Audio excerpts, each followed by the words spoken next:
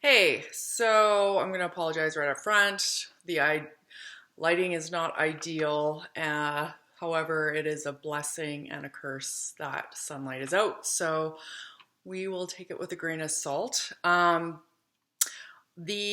video I wanted to put out today is actually an idea that came from a comment from SN Nair W.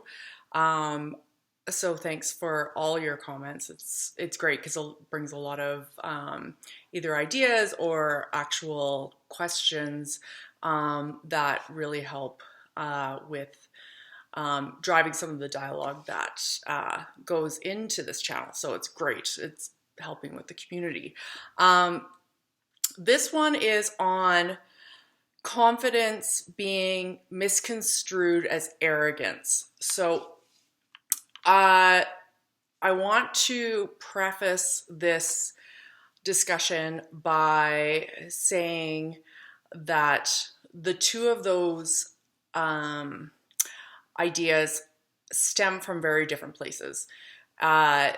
Arrogance comes from a place of ego-based interests, and ego is usually tied to insecurity.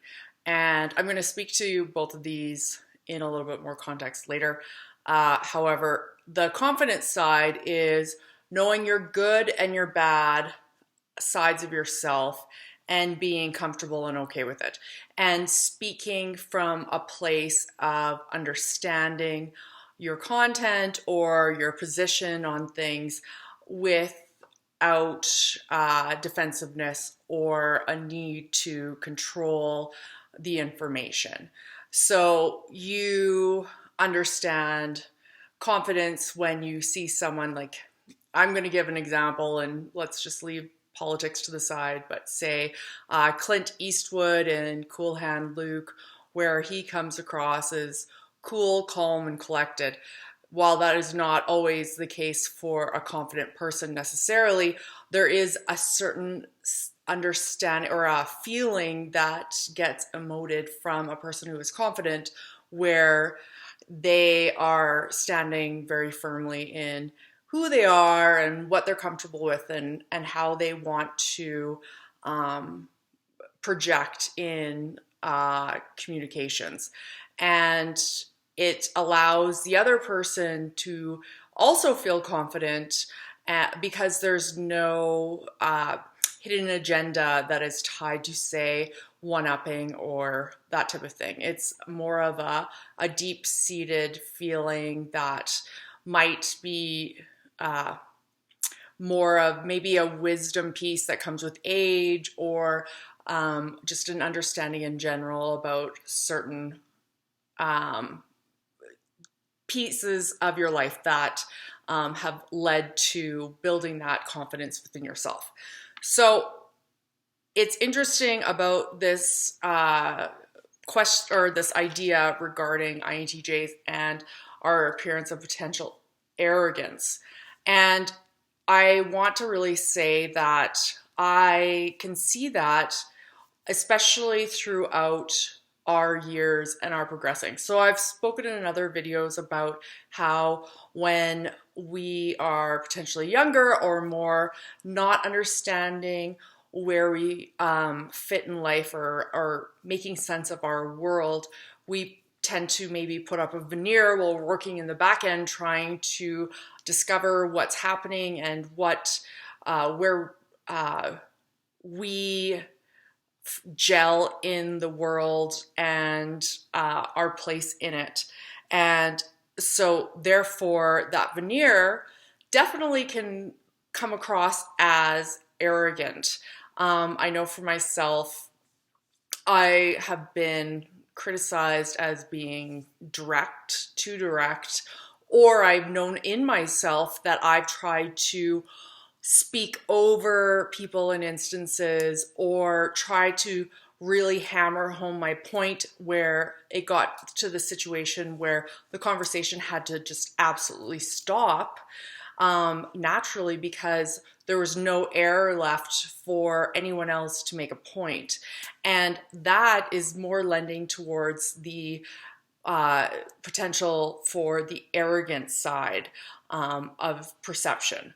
Now, in the perspective that I am coming across with, I was definitely coming into a situation in those types of uh, dialogues that I was still making sense of who I was. At that time, I was much younger when those situations would happen. And I had this interest in proving my point, which is ironic because INTJs are usually interested in the dialogue exchange and putting up your point of view to have other people either agree, disagree, or disagree with a rationale that actually lends more information to what you knew before.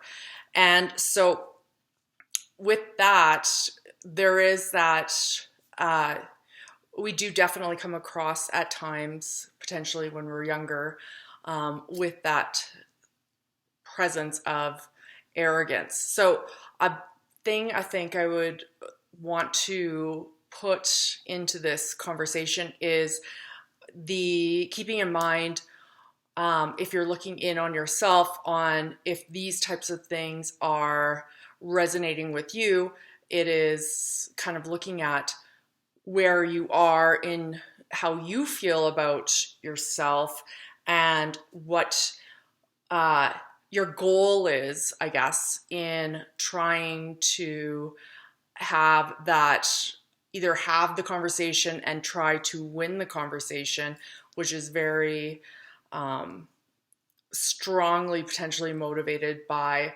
ego. And when I say ego all the time, I'm using the Freudian term that relates to his different, the id, the ego, that type of thing.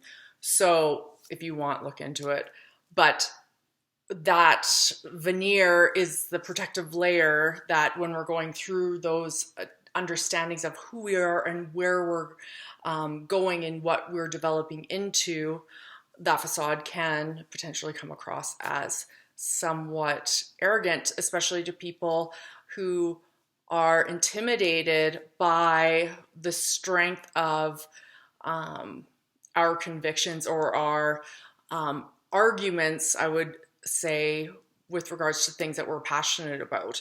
So we can get really excited and carried away, and maybe individuals can take that as something that is perceived as arrogant. Now, with that note, I want to make a point where, again, only people are in charge of their own subjective mindset. So just because someone is perceiving you as arrogant, that is also part of their understanding of the world and their own makeup internally, and doesn't necessarily have to do with you.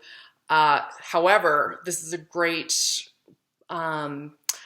idea that they had brought forth in this video comment, where there is something to be thought of in this, and no one really wants to go and explore these types of ideas of whether or not you're coming across as a jerk or whatever, therefore arrogant, or when you're assuming you're just confident. But what I've found just as I've gotten older, again, it kind of goes to the more you know you don't know.